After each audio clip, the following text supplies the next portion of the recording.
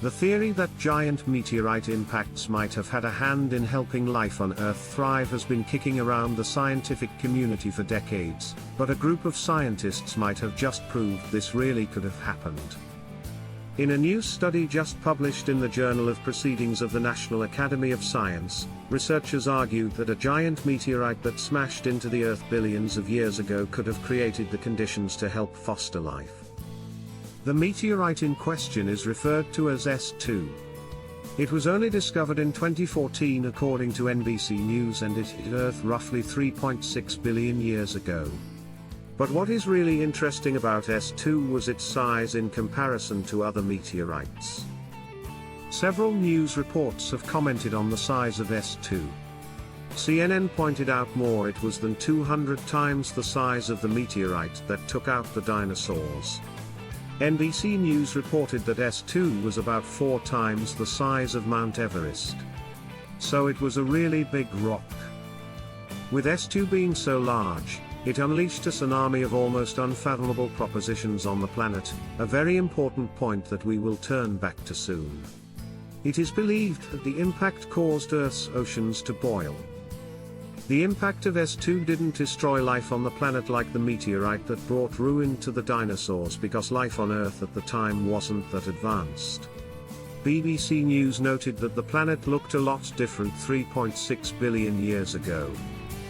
Our planet was only a water world home to just a few continents and simple life. What was alive on Earth 3.6 billion years ago wasn't like anything alive now.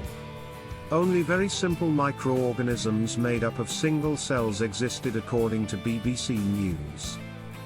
If the new research proves correct, S2 may have done more to seed life on the planet than to destroy it. How is that possible?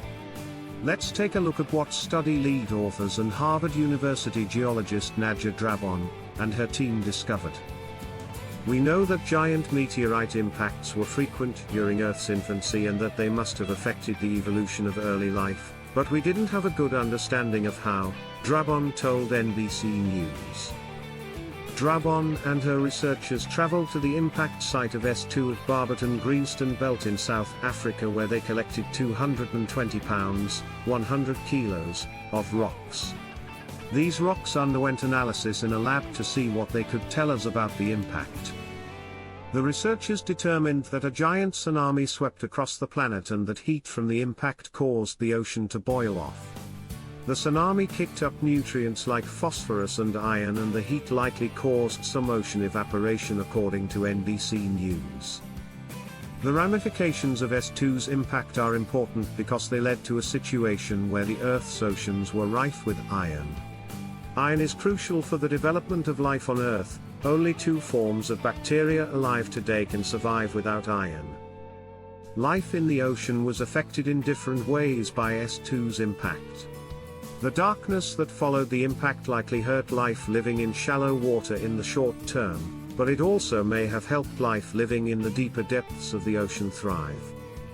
NBC News noted that as a result of S2's impact, there was a temporary boom of microorganisms that relied on iron, the assumption being that S2 may have helped develop the environment needed to create more advanced, iron-dependent life on our planet. Before the impact, there was some, but not much, life in the oceans due to the lack of nutrients and electron donors such as iron in the shallow water, Drabon said according to CNN.